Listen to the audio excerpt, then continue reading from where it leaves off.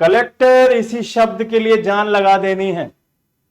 आप सभी के सामने एक शब्द लिखा हुआ है, छोटा है लेकिन इतना पावरफुल शब्द है कि इसके लिए पूरा भारत, और जब हमारा भारत उपनिवेश था किसका, ब्रिटेन का, उस वक्त भी इस शब्द की इतनी वैल्यू थी कि आपको बता नहीं सकता। और अगर बताने पे आया तो आपको एहसास हो जाएगा कि इस शब्द में वो क्या पावर है, वो क्या शक्ति है, जो हर बच्चा, हर माँ बाप, हर दादा दादी जो उनके बच्चे हो रहे हैं उनके घर में, उसको सिर्फ एक ही बात कहते हैं कि बेटा कुछ बनो ना बनो, लेकिन इतनी मेहनत कर लो कि तुम क्या बन जाओ, कलेक्टर बन जाओ। तो इस शब्द में कुछ ना कुछ तो ऐसी बात होगी कि हर कोई इसके लिए पागल हुआ घूम रहा है। कुमार विश्वास जी की मुझे कुछ पंक्तियां याद आती हैं, कोई दीवाना कहता है, कोई पागल समझता है। तो पागल समझे ना दुनिया, दुनिया समझे पागल। कोई कहे तो सही कि ये दीवाना है, और किस चीज के लिए दीवाना है, इस शब्द के लिए दीवाना है। ये शब्द नहीं है, ये जिंदगी है। और ये जिंदगी तब तक नहीं मिलेगी आपको जब तक आप खुद अपनी सांसें इसके लिए ना लगा दें। कोई कहता है कि मोहब्बत में जो हार जाता है वो कलेक्टर जरूर बनता है, या कोई किसी को कुछ कह देता है तो वो व्यक्ति, वो बच्चा कलेक्टर जरूर बनता है। अगर ऐसे कलेक्टर बनने लग जाते तो आपको पता है हर गली में एक आशिक घूम रहा है जिसका दिल तोड़ा गया है। हर गली में वो बच्चा घूम रहा है जिसके रिश्तेदार उसे रोज ताना देते हैं। सारी गलियों में कलेक्टर थोड़े घूम रहे हैं। कलेक्टर बनने के लिए एक आस्था चाहिए, एक लगन चाहिए। किसी ने बहुत खूबसूरत लाइन कही है, कहीं हार मत मानो, कहीं पर हार मत मानो। आज धूप है, कल और ज्यादा बदतर चीजें होंगी, लेकिन जब परसों आएगा ना तो एक शानदार सवेरा लेके आएगा। हर किसी ने सुना होगा कि आपने आज इतनी मेहनत करी, आपको कोई रिजल्ट नहीं मिला, लेकिन आप उस पॉइंट पे हार गए जहां आपको रिजल्ट मिलने वाला था। बहुत सारे बच्चे इस वजह से विफल हो जाते हैं क्योंकि वो वहां पर अपनी आस छोड़ देते हैं जहां पर उनको सबसे ज्यादा धैर्य की जरूरत है। इस शब्द का सिर्फ और सिर्फ एक मतलब और है कि धैर्य। जो धैर्यवान हो जाएगा वो कलेक्टर हो जाएगा। कलेक्टर कोई पद नहीं है, कलेक्टर एक पूरी विचारधारा है, एक पूरी सोच है। इस शब्द की वजह से जीवन में बहुत सारी चीजें आपके आएंगी, जिसमें से सबसे बड़ी जो चीज होगी वो होगी धैर्य। आपके अंदर अगर धैर्य नहीं बन पा रहा है तो आप इसके लिए सेलेक्ट भी हो जाएंगे, आप आईएएस बन भी जाएंगे तो आपका कोई मतलब नहीं है उस आईएएस का। जब कोई व्यक्ति धैर्यवान नहीं होगा तब तक वो एक परफेक्ट आईएएस नहीं बन सकता, एक परफेक्ट कलेक्टर नहीं बन सकता। बहुत सारे बच्चे कह रहे थे कि सर एक मोटिवेशनल क्लास लीजिए इस पर। तो इस पर कोई मोटिवेशनल क्लास नहीं हो सकती है, क्योंकि जिस बच्चे को कलेक्टर बनने के अगर चाहत है तो उसके लिए कोई दूसरा मोटिवेट कर ही नहीं सकता। जिसमें खुद लगन होगी वो जाके कलेक्टर बनेगा। आप छोटी सी एक कहानी बताता हूं कि अगर आपको झोपड़ी बनानी है तो वो झोपड़ी आपने गांव वगैरह में देखी होगी कि वो 7 से 8 दिन में अच्छी खासी झोपड़ी बन जाती है, जिसमें बहुत अच्छा खासा मटेरियल लगा के, मतलब घास फूस लकड़ी वगैरह बहुत मजबूत तरीके से झोपड़ी 7-8 दिन में बहुत अच्छी झोपड़ी बनेगी। और अगर किसी को मकान बनाना है तो वही मकान, उतने ही एरिया में बता रहा हूं, वही मकान आपका 1 साल जरूर ले लेगा अगर उसमें बहुत अच्छा रॉ मटेरियल आप लगाएंगे। और उसी मकान की जगह पे आप जब महल बनाएंगे तो वो 10 साल के करीब ले लेगा। 5 से 10 साल आराम से लेगा वो महल बनने में। तो जो कलेक्टर शब्द है वो महल है, उसमें एक वक्त चाहिए। ऐसा नहीं है कि आपने हाथ किया और इस पे सरसों उगा दी। हथेली पे कभी सरसों नहीं जमती।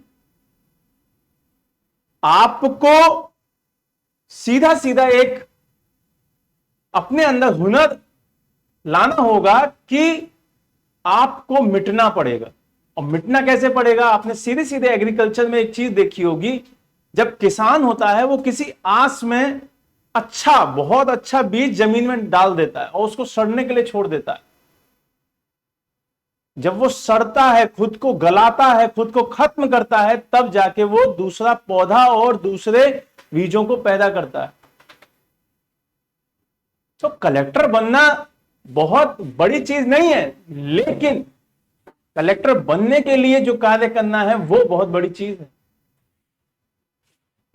अगर बहुत आसानी से ही कलेक्टर बन जाते, आईएएस बन जाते, तो फिर तो हर कोई आईएएस होता। फिर तो जो गलियों में बच्चे घूम रहे हैं वो भी ये कहते कि भाई साहब हम भी आईएएस बनेंगे। तो हर कोई आईएएस नहीं बन सकता, क्योंकि इस शब्द को अपने नाम के आगे लगाने के लिए अपने नाम के साथ जो और चीजें जुड़ी हुई हैं उनको हटाना पड़ेगा, अपने आप को खत्म करना पड़ेगा इस शब्द के लिए। क्योंकि हर कोई जानता है कि चीजें आपके हमेशा अनुकूल नहीं रहेंगी। आप हमेशा कोई पेपर दें, आप अगर ये कहें कि सर हम फर्स्ट से लेकर 12th तक फर्स्ट क्लास रहे, हमने बीटेक, हमने अपनी ग्रेजुएशन, पोस्ट ग्रेजुएशन एकदम फर्स्ट क्लास पास की, लेकिन आईएएस के पेपर में हम 2-3 बार हर बार फेल हो रहे हैं। लेकिन बात यहां पे आती है कि अगर आप फेल हो रहे हैं तो इसका मतलब आप मन से फेल हो रहे हैं या मतलब पेपर में फेल हो रहे हैं।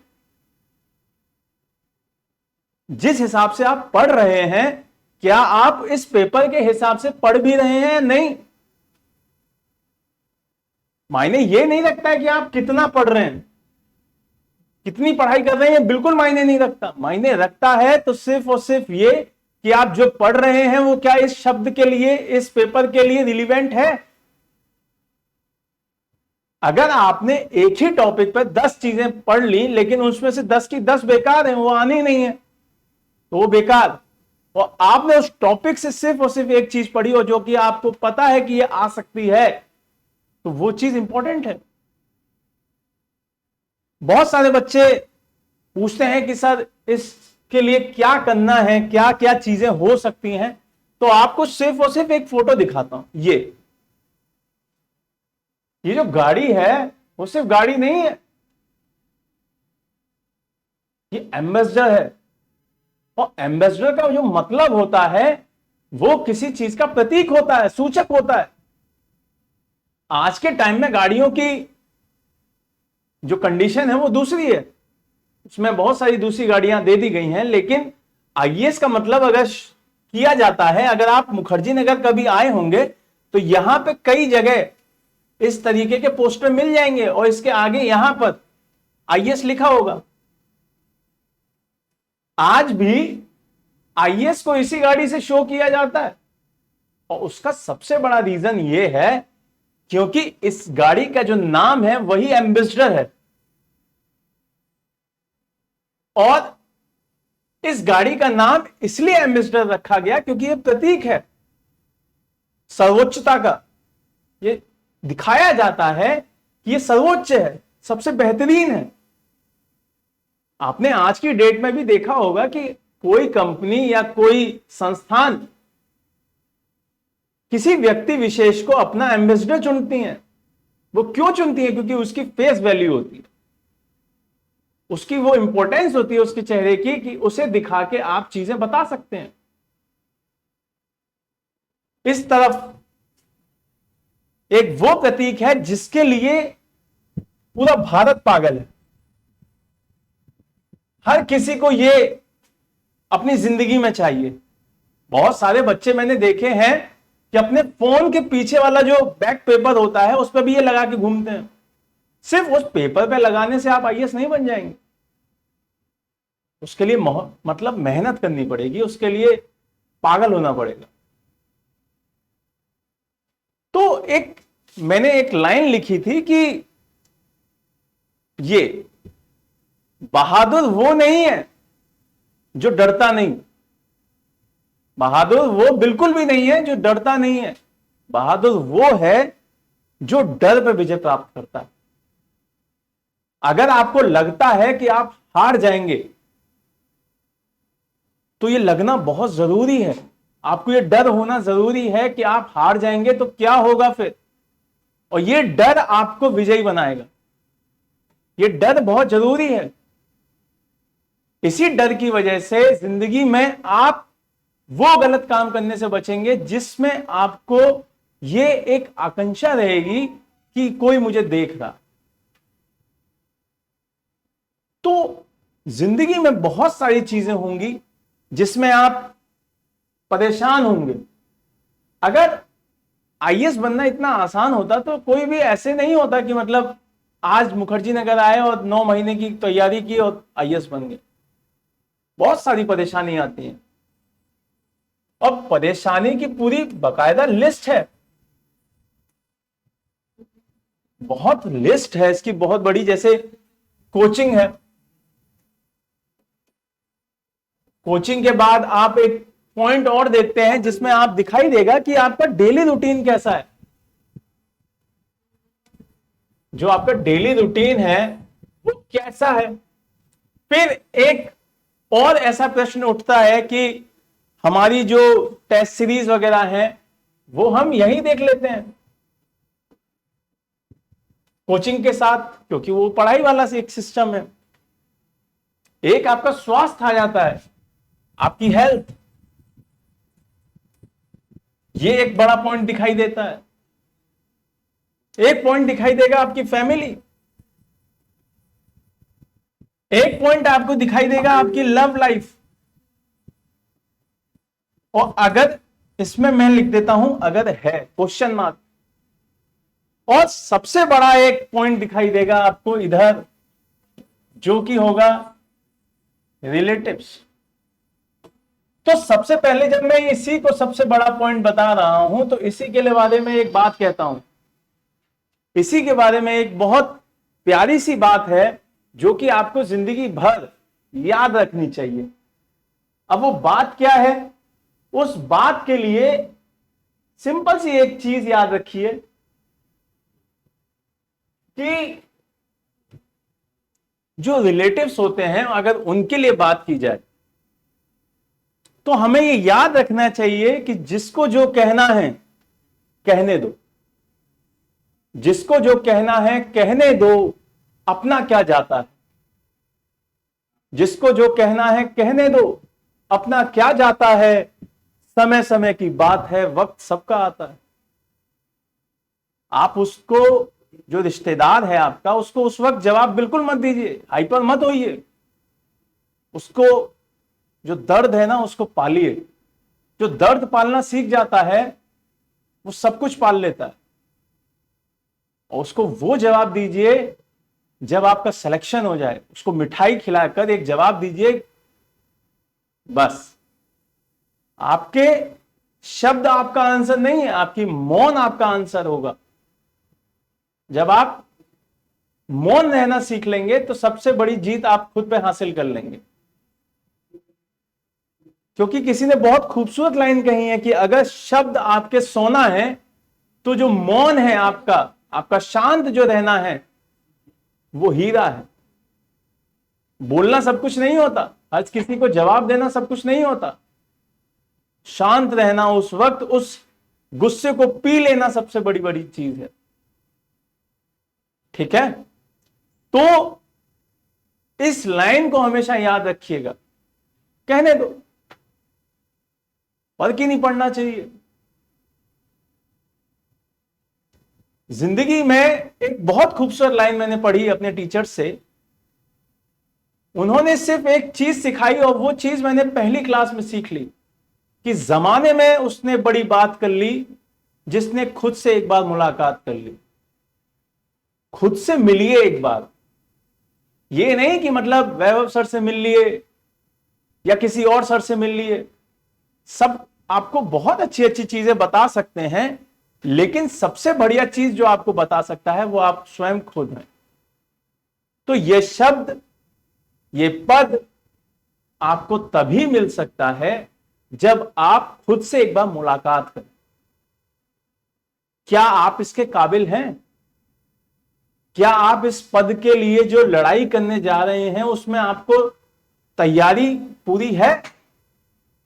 क्योंकि महाभारत में एक लाइन कही गई है कि युद्ध भूमि में उतरने से पहले अगर आप अभ्यास भूमि में पसीना बहा लेते हैं तो आपको युद्ध भूमि में खून कम बहाना पड़ेगा। अगर आप इस पेपर के लिए जब आप जा रहे हैं, आपकी तैयारी पूरी हो जाए, आपको लगने लगे कि मेरा अभ्यास अब पूरा है, तो आप इस पेपर में बैठिए, सम्मिलित होइए, फिर आप हारेंगे नहीं, आप एकदम सेलेक्ट होंगे। तो आखिरी में छोटी सी बात कहकर इस पूरी वीडियो को समाप्ति की ओर ले चलेंगे, क्योंकि मैंने आपको बहुत प्यारी सी एक बात बता दी कि मैं या कोई और टीचर कभी भी आपको किसी भी पेपर के लिए, ये पेपर तो बहुत बड़ी चीज है, किसी भी पेपर के लिए या आपकी खुद की खुशी के लिए आपको मोटिवेट नहीं कर सकते। सिर्फ और सिर्फ मोटिवेट ये कर सकते हैं कि आपको खुद कैसे मोटिवेट होना है। खुद को मोटिवेट करने के लिए आप स्वयं जिम्मेदार होंगे, स्वयं काबिल हैं। और जो स्वयं काबिल बन जाता है उसको कोई काबिल बनाता नहीं है। फिर कृष्ण सिर्फ और सिर्फ अर्जुन को बता सकते हैं कि आपको यह करना है, लेकिन करना सिर्फ और सिर्फ अर्जुन को है। मैं आपको सिर्फ बता सकता हूं कि आपको यह करना है, आपको पढ़ा सकता हूं बस, लेकिन पढ़ना आपको होगा। वो हर चीज आपको करनी होगी जो आपको सफल व्यक्ति बनाएगी। सफल और असफल में सिर्फ और सिर्फ आ का एक अंतर है।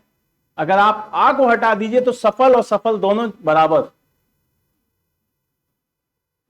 तो एक छोटी सी लाइन है, जो मजा अपने दम पर सफल होने में आता है वह मजा करोड़ों अरबों की दौलत में नहीं है। और यह चीज हमेशा अपने जहन में बैठा लीजिए कि कोई भी जीत हासिल करने के लिए मेहनत पूरी मांगेगी। आपको अगर आशिकी भी करनी होगी ना, तो आपसे वो जो आपकी महबूबा होगी, जो आपका महबूब होगा, पूरी शिद्दत मांगेगा। तो ये एक आपकी महबूबा है।